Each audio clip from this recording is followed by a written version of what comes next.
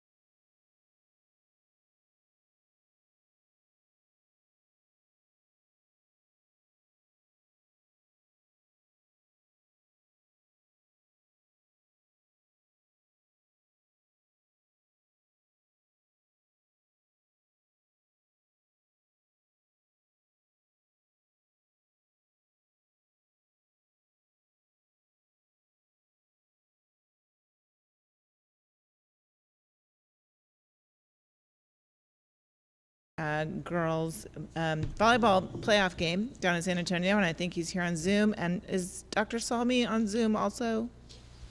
Dr. Salmi is on Zoom, and so we have 5 trustees in person and Dr. Salmi on Zoom, and Mr. Shanks is unable to make it tonight. So we do have a quorum, and we are now going to open it up for public forum. Mr. Fernandez looks like he's excited to speak to us in public forum. No? Oh, okay. Then I guess we don't have a public forum presentation this evening, so we'll go straight into the agenda preparation for November 13th for the regular November meeting. Copies of which should be in your packet.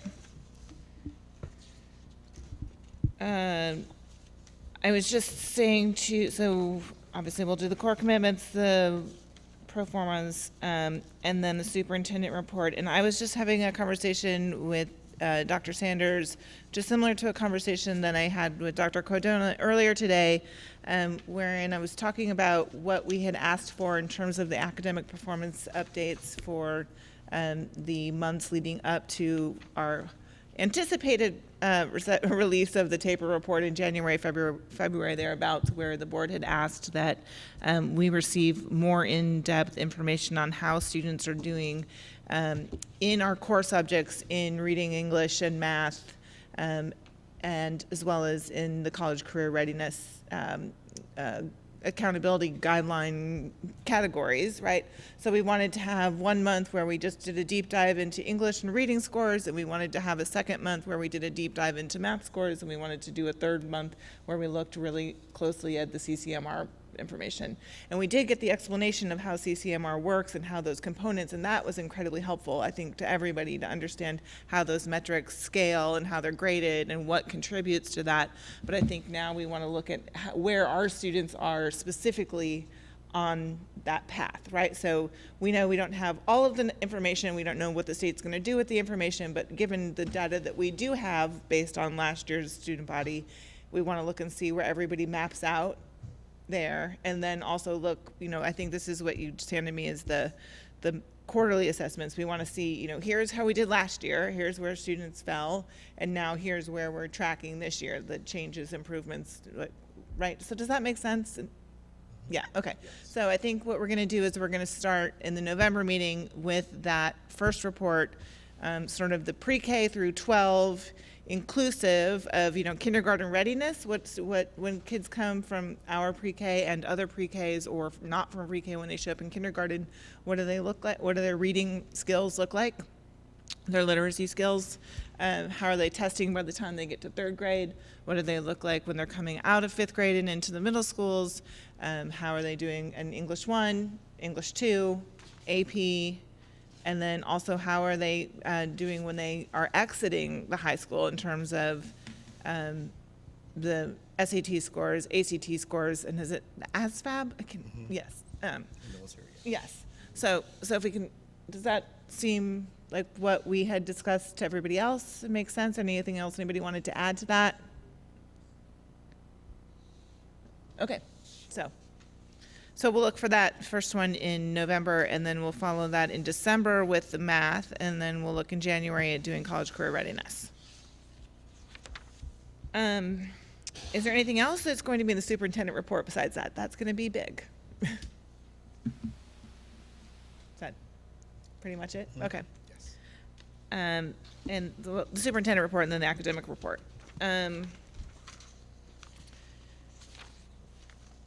Human Resources is going to give us an update on the employee incentive. No, we will not. I'm sorry. We will not have the employee incentives update that was left over from last year's presentation. Okay. Or update, so that can be removed. But that's going ahead. We've implemented that, and as we discussed and directed. Okay. An operations update, or are we just going to do the approvals? So Perkins and Will be here to present the schematic design of the middle school project and the elementary school projects.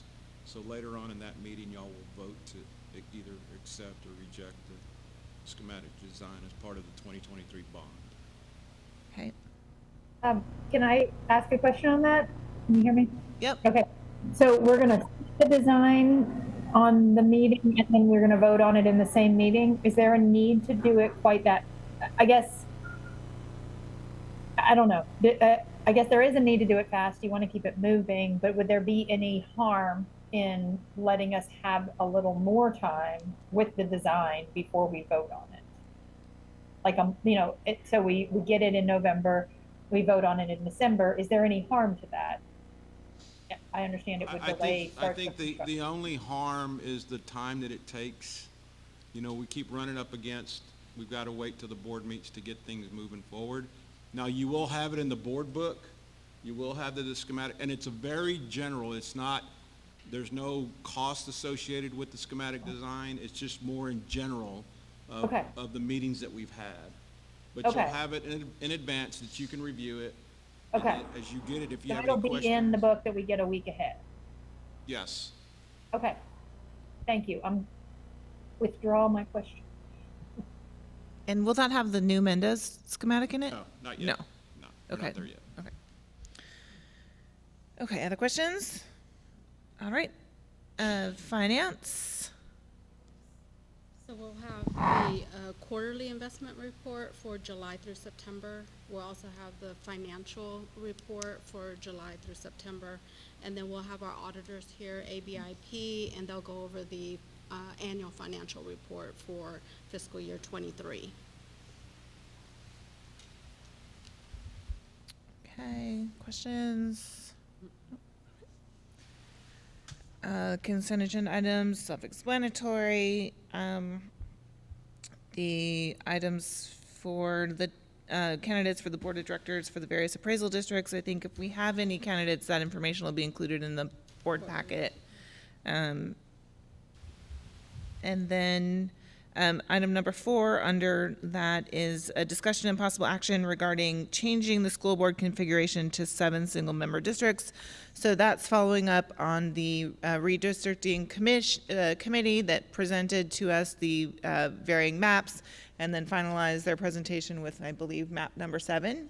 So we, I think, just need to bring closure to that conversation, and we need to decide if we are going to reconfigure the board at this time, if we're going to move on one of those maps, or if we're going to maintain the structure that we have now. Because if we're going to make a change, we need to do that in time, like before the end of December, so that we can make sure that the changes get implemented in January for the next cycle of elections. So we'll have that conversation and potential action on that. There has to be a public hearing also, doesn't there? Oh, that's a, Before a vote is taken, who's, Yeah, we do have to have a public hearing on it, I There has to think. be a So there was public- at least intended to be. That was, so I don't why know. don't we change that? So let's do the public hearing in November, because we could still vote on it in December. I mean, let's do the public hearing. because December's such Yep. a short month for us. you Right. know, 'cause So let's go ahead and have the public hearing at the November meeting, and then we can have the discussion and any action at the December meeting. Does that, So you'll add it up to the front, to the top, right? The public hearing would be Yeah. at the very beginning, right after the yep, public forum. That would be the best place for it. And they put it and then we'll in put the the newspaper, potential, whatever, so that Yep. people will show up for it. Ms. Gunther will, I'm sure, make sure that we are following all the things we need to follow in terms of publicizing it. Okay. I mean, I think also it's important, sorry, I ought to have thought of this before, but I think we should notify our constituents, maybe with an email blast or something, just to let them know about the public hearing. I think that the newspaper has run several articles on this item now. We've certainly had multiple presentations on it at the meeting, but I think that if we decide to take action of this type, which is non-reversible, right, that we should do our best to make sure that people are aware. So if there's something that we could send out to SMCISD voters, or at least to whatever SMCISD listservs recipients we have, Maybe even the newspaper for. right, or social media, just a blurb alerting people to the fact that we are having this conversation, so. And maybe double check with legal counsel to make sure that we're following all that we're Yes. crossing all the Ts and everything, because he has a specific guideline Yeah. for that. and just to be, let's make sure that people understand we are not talking about redistricting for school zones, because I think that is the biggest misconception of what we're talking about. Right, that it's reconfiguring the structure, this structure of the school board, so. So with talking about that, we did talk about looking at the possibility of rezoning in the next few years. I understand this is completely different, but I know there was a talk about each board member being tied to a school. So do you think that will affect how we zone in the future? I don't think we can know that at this point. And so what we talked about this morning was, do we want to bring the demographer to the November 13th meeting, just so he can kind of give you an idea of projection-wise per school? We're looking at projections for this school year and next school year. If we're going to take a vote, I think that it would be wise to have the demographer. Like, for So let us example- know how it's gonna affect in the future. Yes, ma'am. So like, for example, De La Valle is at 593 students, and their capacity is at 636. They're close. Mendez is right around Right. capacity, so those things may come into play. So we talked about possibly bringing the demographer, just to give you all an idea of what numbers will look like. Yes, it's a separate discussion, but if we do go to a single-member district that ties a board member to a school, I think it's a good conversation to align together, and it gives all information for the future as well. Yeah, I think that would be great. So we have the public hearing, and then we could have a presentation from the demographer. So anybody who's here for the public hearing would also be able to hear that information, and then when we come back the next month, we can have the discussion and potential vote on it based on that. I do think that, though, to that point, that rather than saying in whatever materials we're putting out that we are redistricting the board, even though that's in part what we're doing, I think to say that we're reconfiguring the structure of the board creates more of a distinction between like rezoning the schools. Absolutely. Okay. And do we have a requirement to have a demographer presentation every year? I'm just curious about this because we've had them and I think they're very valuable. Is that something that we need to do every year, or is that The demographer in terms of the elementary schools?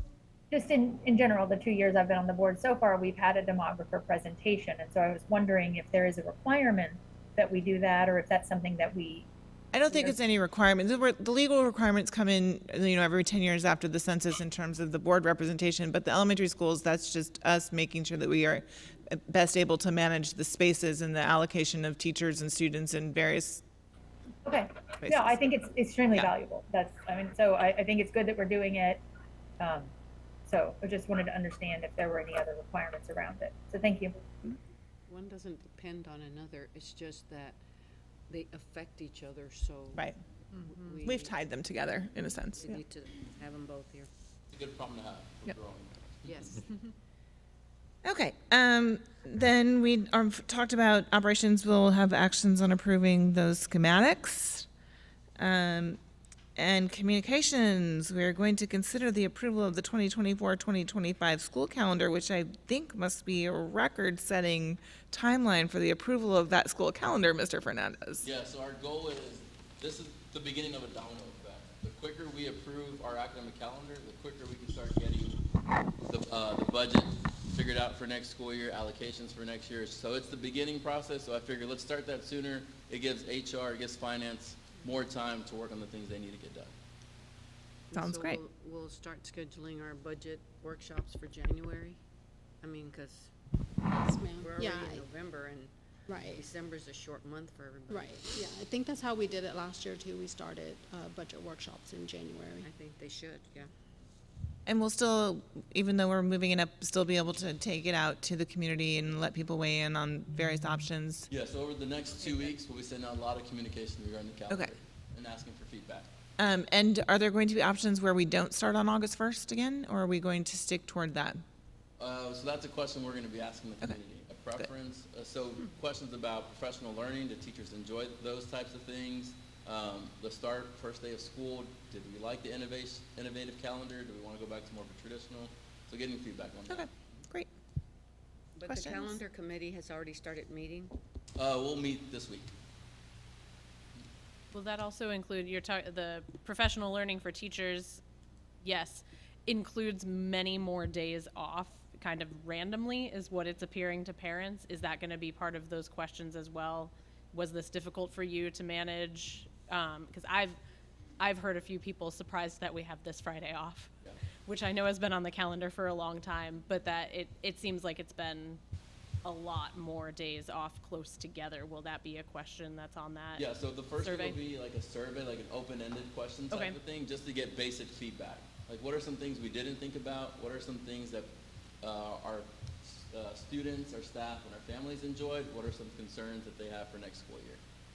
All right, thank you. Terrific. Okay. All right, and then the 2023 comprehensive financial report. Yes, so that's what ABIP will be presenting to you up on the financial reports, and then we'll just have to approve that annual report.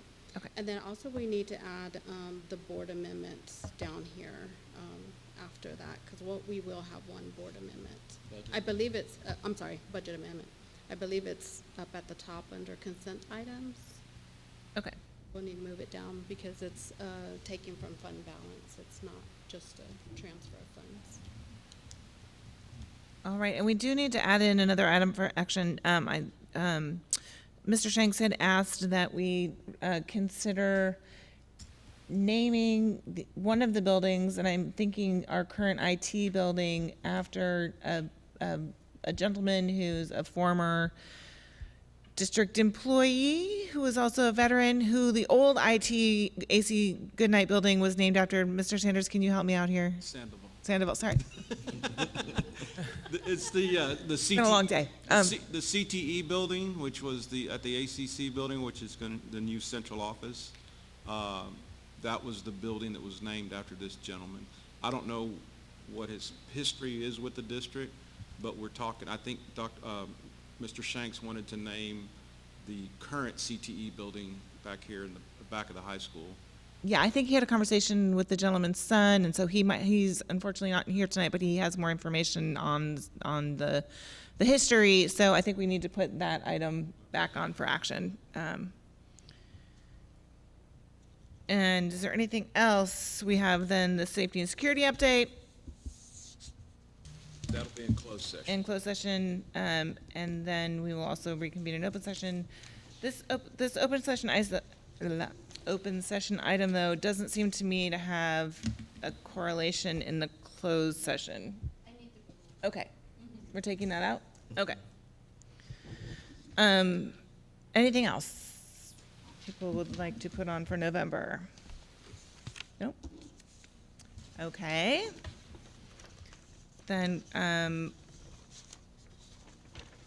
we will close that portion of the meeting and move into the visioning workshop. We had talked previously about trying to do this in a configuration on the floor where we have everybody in a more roundtable style, but it didn't work out to do that tonight because of the need to record the meeting, and the technical capacities were sort of stretched too far to be able to take care of that tonight, but we're going to try to make sure that that can happen in the future. Beyond that, are you leading this part of it, or no? You're not. Me? Yeah. So if I can give the board an update. Yes, exactly please. where it comes to the visioning workshop. We are currently, as you know, working on the 5-year strategic plan. Next week, we will be engaging in starting the steering committee, which will include members of the community, it will include teachers, it will include staff members, also students. And so part of the work with the steering committee is looking at the current vision and making sure that there is alignment between the core commitments and what we have as the vision. So there's going to be a lot of work that goes around that process. And if the board is okay with it, what we would like to do is, after we complete that work with the steering committee, bring that to the board, and so that you can then evaluate what the steering committee has come up with and decide if that is in line with what you see as the future of the district and where we want all of our students to end up going after leaving San Marcos CISD. And when do you anticipate that would be? So we would anticipate that happening in January, when we Okay. can bring that to you. I mean, I think that seems reasonable. We certainly don't want to get too far ahead of the work that you all are doing, right? We talked about this before, is making sure that we were staying on the same track. Anybody else have thoughts on that? No. I know there's been a lot of conversation on the strategic plan, Right. so I'm ready for y'all to present. Yeah. And I would say think that then the we would only- also, once we get to that point, then it would make sense that we go back and make sure that our board operating procedures are in alignment with that. We have done that little bit of work on the board operating procedures already. I know, Dr. Salmi, you're interested in another change with the board operating procedures, which would be having having a trustee provide an update to the community after each board meeting. And I know we had been holding off on that until we got to this point, and now we look like we're moving that further. But we could go ahead and talk about that now, because that's something that we could do separate from the other part of the visioning. Yeah, I don't think those are necessarily linked. Right. You know, so visioning, right? That's kind of a nebulous idea. So I like the idea of attaching the strategic plan. Like the strategic plan is a lot more concrete. And so I do think that that's important, that we know what our strategic plan is before we vision. And from what I can tell, I don't know where our vision is listed on our website. I know you can Google it and find it, but I don't know where that is shared with the public. So, you know, I agree that we should have a strategic plan and know what that is. And so I totally support postponing this if there's a plan in place with a timeline that we can keep up with to readdress this so that our mission statement, our goals are in line with our strategic plan. So I totally support that. I think the communication aspect of it, while it would be nice if it was in our SOP, doesn't have to be. Our operating procedures, sorry, not at work. So we can have our operating procedures have the communication of our board, or we can just choose to communicate. And I think that I would like to see that be a priority for us, that the board communicate with the public about what we do in each of our meetings. So yeah, I'd like to bring that back up before next January. Okay, so I also think that since we've previously just talked about having that series of academic reports over the next couple of months, it'll be helpful for us to have that information top of mind when we are then trying to craft a vision that will guide the coalesce with the strategic plan, so that we know that it's based in real time goals and objectives for the performance of our students. So that seems to me to make sense. In terms of the communication from the board, so I think that your idea was that we would have a videotaped message out after each board meeting. Yes. A 3-minute or less synopsis of what we did. Okay. That's what I think would be valuable, because asking people to read, asking people to go, look at the minutes and all that stuff is all well and good, but it's not proactive communicating with our community, which is what I want to see us do. And so today, the way people tend to consume news or other things are short video clips. So I think we should have a proactive way to provide that to our community so that we make it easier for them to stay up with what we're doing. Right. Do you visualize this videotape message to be online, on social media? What is your vision of that? Yes and yes. I'm sorry? On social media, on our website, on, whatever, yes. Communicated in the ways that people get information, right? Trying to make it easy for people to get the information. I think that's one of our responsibilities as the school board, is to make it easy for people to get information about what their school board is doing. Okay, so then we would need to figure out staffing. I mean, I think it would be incumbent on whichever board member that was delivering the message that month to craft that brief overview to identify the things that are important to communicate back out, right? With some assistance from communications, because we would certainly want to keep it within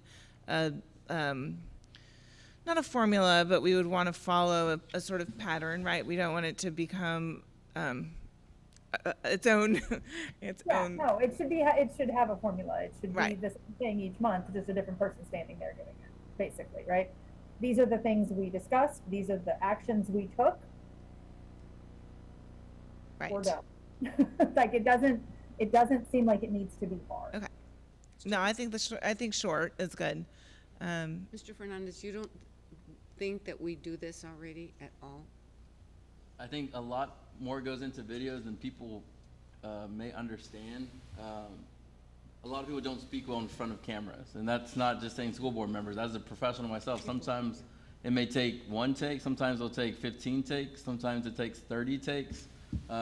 We do a video every week just summarizing the week, and it's a quick 30-second video, and you'd be surprised how many takes we have to take just for a quick one line. So it is going to be time intensive, time consuming. We're more than willing to help, but if there's other avenues, I would recommend those, like maybe possibly a newsletter where it breaks down every single action you've taken, and then you communicate that out, and it's a short synopsis of everything that happens at a board meeting. A video will take time, so you would have to iron off, I would say, probably half a day. So are you suggesting that we kind of ease into it by starting with written communication until people feel ready to do it in person with the video machine in front of them? That's my recommendation, is to go that direction. Like I said, video requires a lot of work, and then are we doing B-roll, which means am I taking video of everything that's happening? Are we doing a layover, meaning are we creating graphics for every single action that is taken?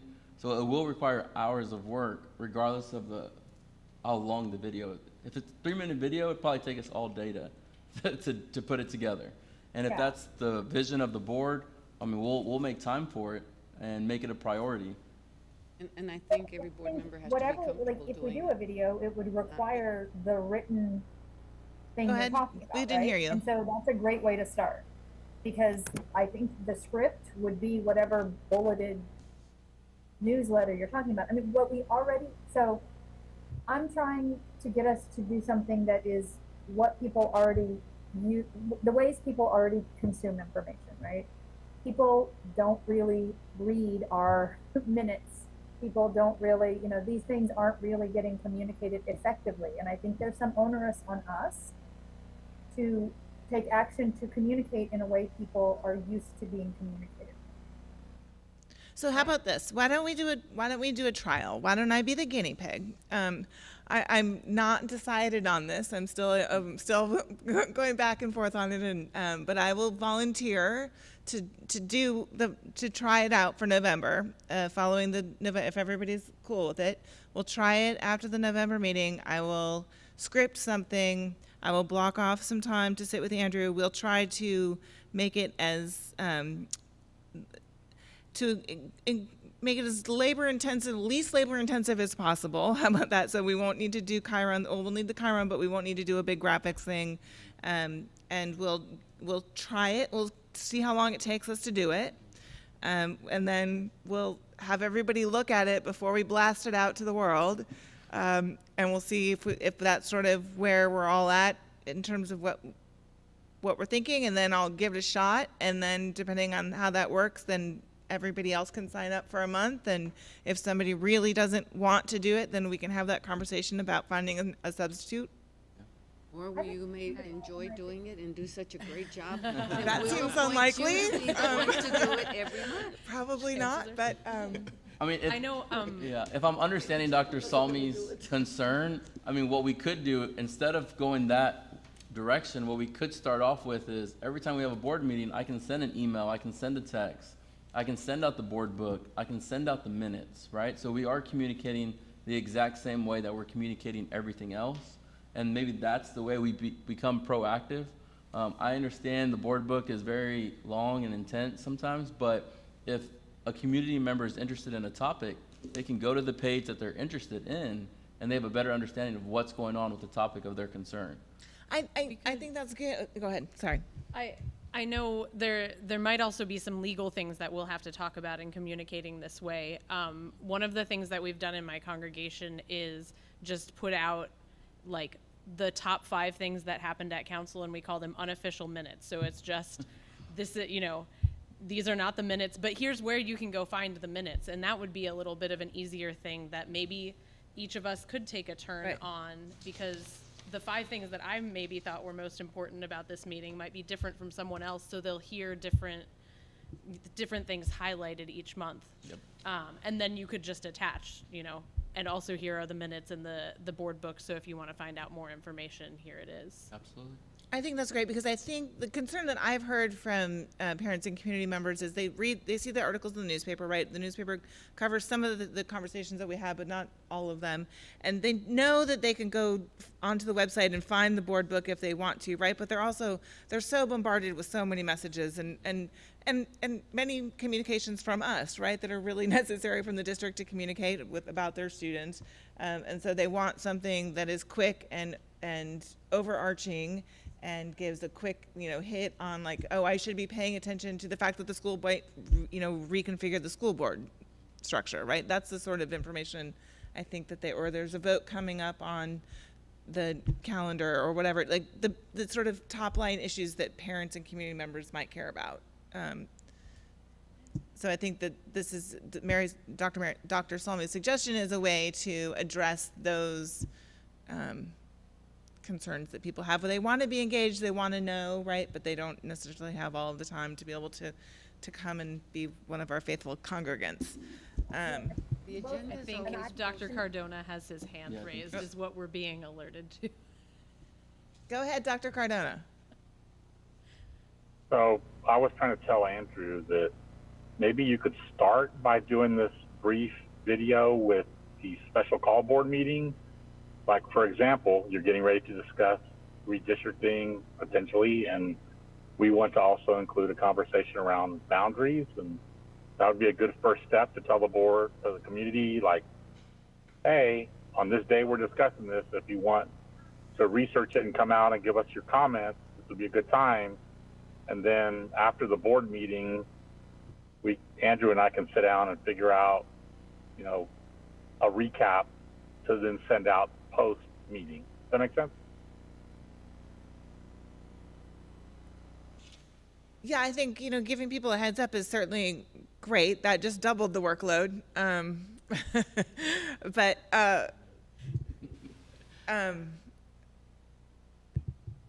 yes, so why don't we, we'd already talked about you doing a blast around those things anyway, so why don't we start with that, right? Because that seems to me the thing that people most need to know about in terms of what is happening in November. That's the reason that we're legally required to have a public meeting, a public hearing for that decision-making process. So why don't we go ahead with that blast? If you decide that you would like to make that on camera rather than a graphic, that's up to you. I think a graphic is probably sufficient in that situation. I understand what Dr. Cardona is saying, but I think the graphic might be just as efficient there. And then we can try to do the post one and then sort of see where that goes and what it looks like and decide how to move forward from there. I could also see those being, maybe this time I think separate probably, but in general, after the special called meeting, we can have a look back at what we did in the previous month and a look forward to what we're doing. So, here are the 3 things we did in October, and here are the 3 things you need to know that are coming in November. Yeah. And that could all be one. I like that idea. That's a good idea. I realized that I shared an example from San Antonio ISD, but I don't think we shared can it hear before. you. Can you? Hear her at all. You can't hear me? You're really muffled. Okay. There you go. So I had shared a example previous to to Ms. Lopez and Ms. Kane being on the board. So I will send that out to them as well, just to see what I was looking at. Certainly from a much larger district, so I understand resources are much more available at a larger district for something like this. So I think trying to do something that is an easy communication out and involves the board, right? Because we are the representative of these people. And that's what I think is especially valuable about the video, is having the elected representatives speaking to people so that they understand that they can communicate with us. Okay, well, let's start with that, and we'll give it a shot. I'll be the guinea pig. We'll see how it goes. You know, they call me One Take Halsey. They don't. They really don't. I'm sorry. Okay. That's okay, you can say that. And okay, then in terms of that's wrapping that up, something that we've had in a holding pattern for a while. I wanted to make sure that we got back to that. Visioning, we're gonna hold off a little bit longer. I think that we did see that visioning statement when we had the board training back in August. Mr. Ramos did pull it up for us. Maybe we could ask Mr. Fernandez to find that and let us know where it lives on our website and send it out to everybody so that we can have that in the back of our mind as we are moving forward. And then I know we got an invitation to come to another meeting this week. Security, which meeting is that? There's a safety meeting, community safety meeting, safety and security meeting here at the PAC at Wednesday at 5:30. Okay. But that is separate from the visioning community meetings. Those community meetings have already happened. Yes. Okay, they and have. so are we gonna get a report on what we learned from those community meetings and the surveys that we've sent out? Yeah, so that's the next step in the steering committee. We're going to take all that information. So individuals who participated in the community meetings, they are now going to, if they wanted to be a part of the steering committee, that's the group that's coming together Monday and Tuesday. So now we're taking all the data that came from the surveys and the other forms, I guess, which is the community engagement piece, and we're bringing all of that together to start to craft out what are the areas that we saw as strands that came up over and over again. Like one would be human capital. So looking at how we, whether it's incentivize our employees, how do we grow and develop employees, what is our plan to recruit, retain. So all of those different areas now are going to be fleshed out. So we'll have different members of the administrative team who've participated in the leadership aspect, leading those different strands to now come up with some finite plans and strategies that will start to guide the work in the strategic plan. But the survey results will be part of that, and so then we'll clean that data up to make that public. Okay, so then could we, I don't think we need another report on it, but I think it would be great if in the board book for November, we could get an updated timeline with all of these various points on them so that we know when which conversations have already happened, when the other conversations are going to happen. Maybe that same document could have the old visioning statement in it, right? It could just, we don't need to make it harder. We can just make it one place so that we can look at a glance and know, oh, here's where we're at. This will happen next month and this will happen next month. And then the board will get together with cabinet in the process at this point. Can we do that? Okay, that would be helpful to me. I have a question for Mr. Sandoval. Will the security meeting be available on Zoom? No, No? there's no plans to have it on